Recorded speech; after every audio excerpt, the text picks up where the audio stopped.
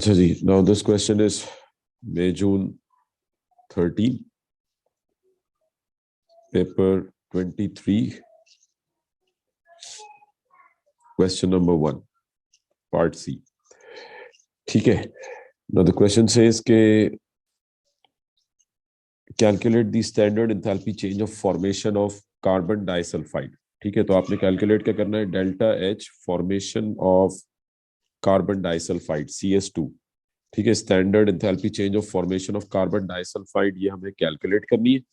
और गिवन क्या है, standard enthalpy change of combustion of carbon disulphide. ठीक है, तो delta H combustion of carbon disulphide given है, combustion of carbon disulphide which is -1110। और इसी तरीके से standard enthalpy change of formation of carbon dioxide, formation of carbon dioxide given है -395 kilo joules per मोल, ये भी kilojoules per mole. And standard enthalpy change of formation of sulphur dioxide, delta H formation of sulphur dioxide, और ये है -298 kilo joules per मोल। ठीक है, तो अब ये तीन एनर्जीज हमारे पास गिवन है और फॉर्मेशन ऑफ कार्बन डाइसल्फाइड जो है ये आपने फाइंड आउट करनी है। ठीक है, delta H formation of carbon disulphide ये हमें फाइंड आउट करनी है, ये जो एनर्जी चेंज है ये हमें फाइंड आउट करना है। ठीक है जी। अच्छा, अब यहाँ पे ऐसा कोई मेंशन नहीं है कि आपने साइकिल ड्रॉ करना है या नहीं करना, तो मतलब आप इसको डायरेक्ट भी सॉल्व कर सकते हैं। मुझे फाइंड करना है फॉर्मेशन ऑफ कार्बन डाइसल्फाइड। ठीक है, तो मैं पहले ये वाली इक्वेशन लिखता हूँ, फॉर्मेशन ऑफ कार्बन डाइसल्फाइड। अब फॉर्मेशन क्या होती है कि when 1 mole of a substance form from its elements. ठीक है, तो कार्बन डाइसल्फाइड की फॉर्मेशन क्या होगी, CS2 form from its elements. तो किससे बन रहा होगा, carbon solid plus 2 moles of sulphur solid. अगर स्टेट्स आप ना भी लिखे तो कोई फर्क नहीं पड़ता।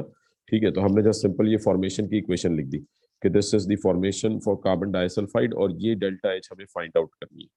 ठीक है, this is the delta H formation, ये हमने फाइंड आउट करनी है। अच्छा, उसके बाद गिवन क्या है, कंबस्शन ऑफ कार्बन डाइसल्फाइड। अब कंबस्शन ऑफ कार्बन डाइसल्फाइड का मतलब कार्बन डाइसल्फाइड किससे रिएक्ट कर रहा होगा,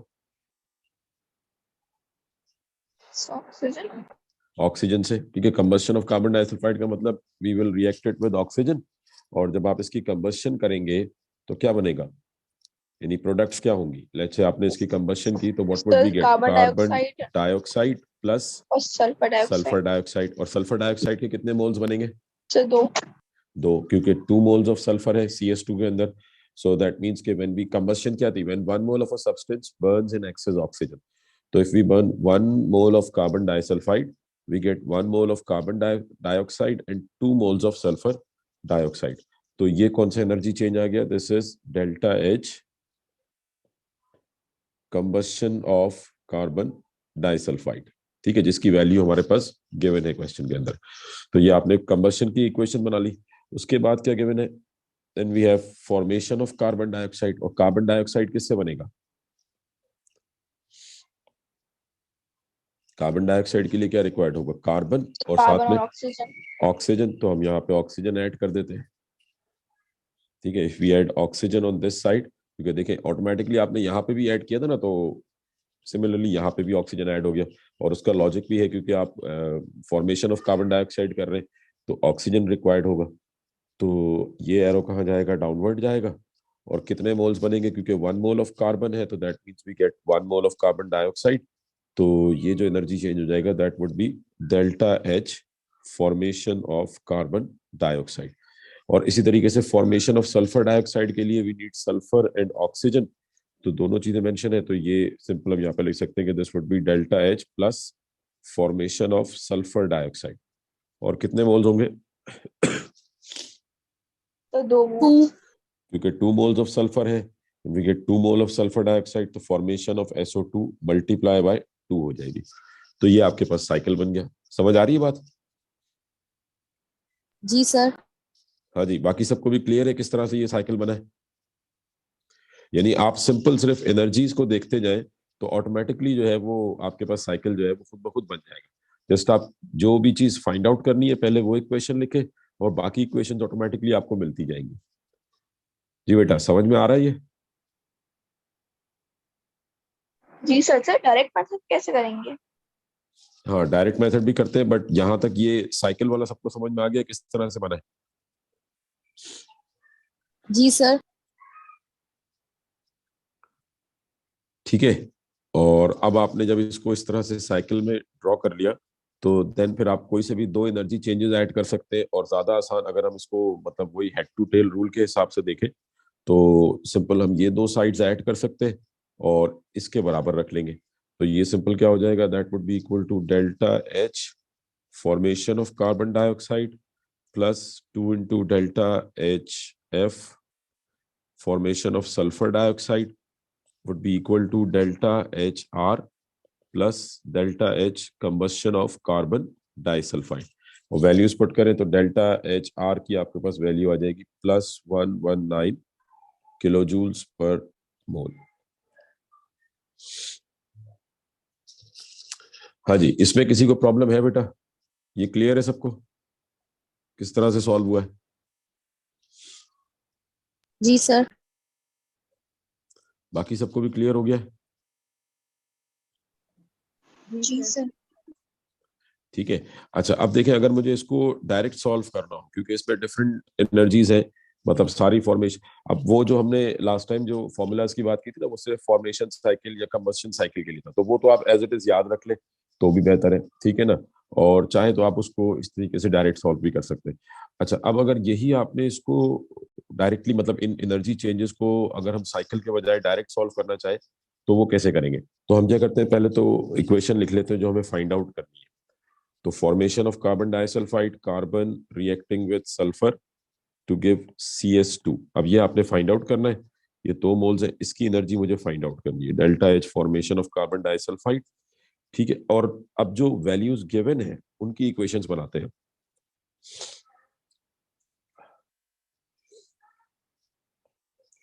ठीक है, तो आपने देखा जी, नेक्स्ट हमारे पास क्या गिवन है, कंबस्शन ऑफ कार्बन डाइसल्फाइड। तो कंबस्शन ऑफ कार्बन डाइसल्फाइड क्या होगा, carbon disulphide reacting with oxygen, this gives carbon dioxide plus sulphur dioxide. और इसके 2 मोल्स होंगे और कितनी वैल्यू गिवन है, -1110। ठीक है। उसके बाद क्या है, formation of carbon dioxide, formation of carbon dioxide. तो कार्बन डाइऑक्साइड की फॉर्मेशन क्या होगी, carbon reacting with oxygen, this gives carbon dioxide, और इसकी वैल्यू है -395। इसी तरीके से फॉर्मेशन ऑफ सल्फर डाइऑक्साइड। तो सल्फर डाइऑक्साइड की फॉर्मेशन क्या होगी, sulphur reacting with oxygen, this gives sulphur dioxide, और इसकी वैल्यू कितनी है, -298। तो ये जो एनर्जीज गिवन थी वो हमने इक्वेशंस की फॉर्म में लिखी। अच्छा, अब आपने सिंपल क्या देखना है कि ये आपके पास 3 इक्वेशंस हैं, 1 2 3, और इन 3 इक्वेशंस की मदद से आपने इसकी एनर्जी फाइंड आउट करनी। अब अगर आप इस इक्वेशन को देखें ना, जिसकी एनर्जी हमें फाइंड आउट करनी है, तो इसमें कार्बन डाइसल्फाइड कहां पर है, रिएक्टेंट साइड पर है या प्रोडक्ट साइड पर है? प्रोडक्ट। प्रोडक्ट साइड पर है। ठीक है। और जो इक्वेशंस हमें गिवन है उसमें कार्बन डाइसल्फाइड किस में है, इक्वेशन 1 में है। और कहां पर है, रिएक्टेंट साइड पर है या प्रोडक्ट साइड पर है? रिएक्टेंट। रिएक्टेंट साइड पर है। ठीक है। तो हम क्या करेंगे, यानी हमें CS2 चाहिए प्रोडक्ट साइड पर। तो मैं सिंपल क्या करूंगा कि जो रिएक्शन 1 है इसको रिवर्स कर दूंगा। ठीक है, इसको रिवर्स कर देंगे। पहला काम हम क्या करेंगे, इसको रिवर्स कर देंगे ताकि CS2 जो है ये प्रोडक्ट साइड पे चला जाए।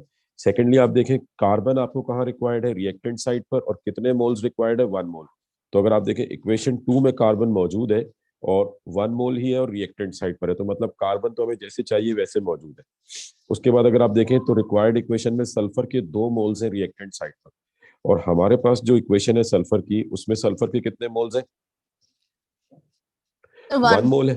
तो हम क्या करेंगे, इस इक्वेशन को मल्टीप्लाई बाय 2 कर देंगे ताकि सल्फर के 2 मोल्स आ जाए। समझ आ रही है, यहां तक बात समझ में आ रही है सबको? जी सर, क्लियर है। यानी हमने मतलब इन तीनों इक्वेशंस को अपनी रिक्वायर्ड इक्वेशंस के हिसाब से एडजस्ट करना है। तो अब इनको हम एडजस्ट करते हैं। तो इक्वेशन 1 को रिवर्स करते हैं, इसको रिवर्स करेंगे तो ये क्या हो जाएगी, it becomes CO2 plus 2SO2, इसको हम रिवर्स कर रहे हैं तो प्रोडक्ट साइड जो है वो रिएक्टेंट साइड हो गई, this gives CS2 plus O2। और अगर आप इक्वेशन को रिवर्स करेंगे तो साइन भी चेंज हो जाएगा, ठीक है ना, तो -110 क्या हो जाएगा +1110। समझ आ रही है ये बात? जी सर। उसके बाद रिएक्शन 2 एज इट इज है, उसको एज इट इज लिख देंगे, C plus O2 gives CO2, this becomes -395। अभी हो सकता है आपको ये थोड़ा सा लेंथी मेथड लग रहा हो, लेकिन जब आप खुद इसको सॉल्व करेंगे ना, 2-3 क्वेश्चन से आप इसकी प्रैक्टिस करेंगे तो ये आपको पूरी, मतलब इसको आपको बार बार रिपीट नहीं करना। ये क्या है कि आप वही इक्वेशंस में ही देख के इसको सॉल्व कर लेंगे, वो मैं आपको आगे चल के बताऊंगा, बट पहले जरा इसको थोड़ा समझ लें। अच्छा, इक्वेशन 3 को हमने मल्टीप्लाई बाय 2 किया तो ये हो जाएगा 2 moles of sulphur reacting with 2 moles of oxygen to give 2 moles of SO2। और अगर आपने इक्वेशन को मल्टीप्लाई बाय 2 किया है तो जो वैल्यू है उसको भी मल्टीप्लाई बाय 2 करना पड़ेगा। तो इसको अगर हम मल्टीप्लाई बाय 2 करते हैं तो क्या हो जाएगा 298 multiply by 2, so that would be -596। ठीक है जी, ये तीनों इक्वेशंस आपने लिख ली अपनी डिजायर्ड इक्वेशन के हिसाब से। अब हम तीनों इक्वेशंस को ऐड करते हैं, ठीक है। अब आप तीनों इक्वेशंस को ऐड करें तो अब आप देखें जरा कि रिएक्टेंट साइड पर कार्बन डाइऑक्साइड, प्रोडक्ट साइड पर कार्बन डाइऑक्साइड कैंसिल आउट हो जाएंगे। 2 moles of SO2 on reactant side, 2 moles of SO2 on product side, ये भी कैंसिल आउट हो गए। उसके बाद ऑक्सीजन अगर आप काउंट करें तो 2 + 1 कितने हो गए 3 मोल्स। और यहाँ पे हमारे पास कितने हैं, अच्छा ये मैंने इसको बैलेंस नहीं किया हुआ ना, ऊपर वाली इक्वेशन को, CO2 इसको बैलेंस करेंगे तो 6 ऑक्सीजन है, तो ये हो जाएगा 3 मोल्स ऑफ ऑक्सीजन। ये ऊपर वाली इक्वेशन में इसको 3 से मल्टीप्लाई भी करना होगा बैलेंस करने के लिए, तो 3 मोल्स ऑफ ऑक्सीजन और 3 मोल्स ऑफ ऑक्सीजन, तो ये भी कैंसिल आउट हो रहे हैं। समझ आ रही है बात? नहीं सर, नहीं मुझे नहीं आ रही। क्या चीज समझ में नहीं आई बेटा? सर ये कैंसिल कैसे हो रहे हैं? देखिए ना, अब- एक मिनट, ये हम तीनों इक्वेशंस को ऐड कर रहे हैं, ठीक है। पहली चीज तो हम यहाँ पे 3 मोल्स ऑफ ऑक्सीजन लिख दें, इसको बैलेंस करते हैं। अब आप इन तीनों इक्वेशंस को ऐड कर रहे हैं, जब इनको ऐड करेंगे तो जो चीजें ऑपोजिट साइड पर है वो कैंसिल आउट हो जाएंगी। मतलब ये बिल्कुल ऐसी है कि अगर मैं फॉर एग्जांपल ये SO2 जो है इसको मैं रिएक्टेंट साइड पे लाऊंगा तो ये क्या हो जाएगा -2SO2, तो +2SO2 -2SO2 ये कैंसिल हो जाएंगे। यानी आप कह लें कि इस इक्वेशन में सल्फर डाइऑक्साइड रिएक्टेंट साइड पर है 2 मोल्स और यहाँ पे प्रोडक्ट साइड पर है 2 मोल्स, तो ये दोनों जो है वो सिंपल कैंसिल आउट हो सकते हैं। समझ आ रही बात? जी सर।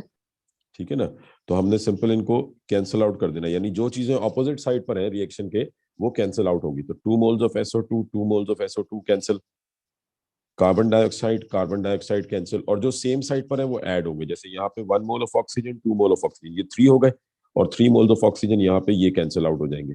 अब क्या बच गया आपके पास, carbon plus 2 moles of sulphur gives CS2। तो अगर आप देखें तो ये वही इक्वेशन बन गई जो हमें चाहिए थी, carbon plus 2 moles of sulphur gives CS2। जी सर। ठीक है ना, अब आप इन तीनों वैल्यूज को ऐड कर लें और देखें ये वही आंसर आएगा, 1110 -395 -596, that would be equal to +119। Same answer आ गया। समझ आ रही है बात? हम हर दफा बस कैंसिल करेंगे और जो 3 नंबर होंगे उनको ऐड कर लेंगे। जी जी, मतलब आपको ये इक्वेशंस लिखने की तो जरूरत ही नहीं है ना। अब फॉर एग्जांपल अगर ये क्वेश्चन P1 में आ जाता है तो P1 में आपको ये इतनी लंबी चौड़ी थोड़ी कैलकुलेशंस करनी है। आपने सिंपल यहाँ पे देखना है कि अच्छा आपको फॉर्मेशन ऑफ CS2 रिक्वायर्ड है, तो फॉर्मेशन ऑफ CS2 के लिए CS2 कहाँ पे होना चाहिए, प्रोडक्ट साइड पर होना चाहिए। तो आप कंबस्शन वाली वैल्यू को सिंपली मतलब रिवर्स कर देंगे, ठीक है, और उस हिसाब से आपने बाकी सबको एड अप कर देना है। वो समझ आ रही है बात? जी सर। हाँ जी, बाकी सबको भी समझ में आया ये मेथड या नहीं? जी सर, क्लियर है। जी सर।